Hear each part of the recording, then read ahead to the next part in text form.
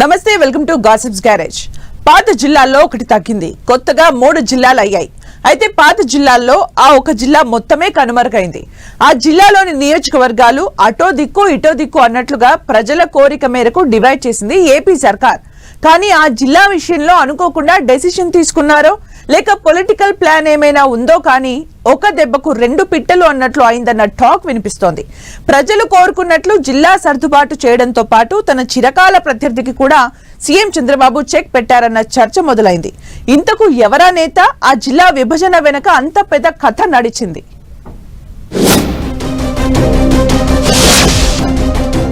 అన్నమయ్య జిల్లా విభజన వెనుక వ్యూహం ఉందా? ప్రజల డిమాండ్లు నెరవేరి టీడీపీ ప్లాన్ సక్సెస్ అయ్యిందా? సీఎం చంద్రబాబు డెసిషన్ తో పెద్దిరెడ్డికి చెక్ ఖాయమా? జిల్లా విభజనతో రాజంపేటలో పెద్దిరెడ్డి పట్టు తగ్గిపోనుందా? చంద్రబాబు నిర్ణయంతో ఈక్వేషన్స్ మారబోతున్నాయా? సీఎం చంద్రబాబు ఏ నిర్ణయం తీసుకున్నా అందులో ఏదో ఒక పొలిటికల్ కోణం ఉంటుంది. ఇది కామన్.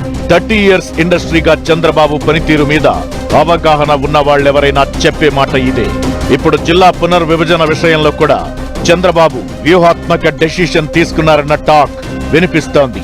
గత ప్రభుత్వం చేసిన తప్పులను సరిదిద్దడంతో పాటు ప్రజలకు పాలనా సౌలభ్యం కోసం జిల్లాల పునర్విభజన చేశారు. అయితే పాత జిల్లాల్లో అన్నమయ్య జిల్లా పేరు ఉన్నప్పటికీ ఆ జిల్లా మ్యాపే మారిపోయింది. అన్నమయ్య జిల్లాలోని ఒక్కో నియోజకవర్గాన్ని ఒక్కో జిల్లాలో కలిపేసింది కూటమి సర్కార్. అయితే ఒక్క రాయచోటి ప్రజల కోసమే జిల్లా చేయలేమని, సాంకేతిక అంశాలు ఎన్నో ముడిపడి ఉంటాయని సీఎం చంద్రబాబు క్లారిటీ ఇచ్చారు. కానీ అన్నమయ్య జిల్లా విభజన వెనుక పెద్ద స్కెచ్చే ఉందన్న టాక్ బయలుదేరింది. రాజకీయంగా రాజంపేట లోక్సభ నియోజకవర్గ పరిధిలో బలంగా నాటుకుపోయిన పెద్దిరెడ్డి ఫ్యామిలీ ప్రభావాన్ని తగ్గించాలన్నదే చంద్రబాబు వ్యూహమంటూ చర్చ జరుగుతోంది. ఈ నేపథ్యంలోనే అన్నమయ్య జిల్లా విషయంలో అటు ప్రజల కోరిక నెరవేరుస్తూ ఇటు తన పొలిటికల్ స్కెచ్ వర్కౌట్ అయ్యేలా బాబు డెసిషన్ తీసుకున్నారన్న ప్రచారం మొదలైంది. అటు స్వామి కార్యం ఇటు స్వకార్యం రెండూ నెరవేరినట్లయిందన్న టాక్ కూడా నడుస్తోంది.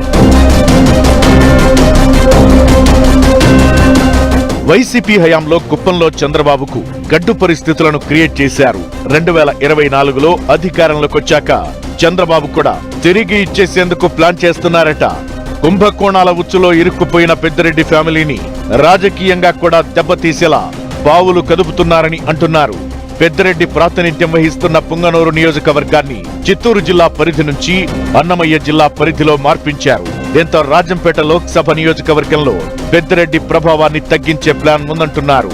ఇక నకిలీ మద్యం కేసులో పెద్దిరెడ్డి సోదరుడు ద్వారకానాథ్ రెడ్డి ప్రాతినిధ్యం వహిస్తున్న తంబళ్లపల్లె ఉండటం మరో అస్త్రం దొరికినట్లయిందంటున్నారు. అటు భూ కుంభకోణం ఇటు లిక్కర్ స్కామ్ ఆరోపణలో చిక్కుకున్న పెద్దిరెడ్డి కుటుంబం ఇటు రాజకీయంగా కూడా ఇబ్బందుల పాలయ్యే పరిస్థితిని క్రియేట్ చేస్తున్నారట. 7 అసెంబ్లీ నియోజకవర్గాల పరిధిలున్న అన్నమయ్య జిల్లాను 3 నియోజకవర్గాలకు పరిమితం చేశారు. ఆ 3 నియోజకవర్గాల్లో రాజంపేటను వైఎస్ఆర్ కడప జిల్లా పరిధిలోకి తెచ్చారు. కోడూరును తిరుపతి జిల్లాలో మెర్జ్ చేశారు. రాయచోటిని కొత్తగా ఏర్పడే మదనపల్లి జిల్లాలో కలిపారు. అన్నమయ్య జిల్లా కేంద్రాన్ని రాయచోటి నుంచి మదనపల్లెకు మారుస్తూ నిర్ణయం తీసుకోవడంతో రాయచోటి జిల్లా కేంద్రాన్ని కోల్పోయింది. ఇటు చిత్తూరు జిల్లాకు పుంగనూరు దూరం కావడంతో చిత్తూరు జిల్లాలో పెద్దిరెడ్డి ప్రభావం తగ్గుతుందనేది టీడీపీ అంచనా అంటున్నారు.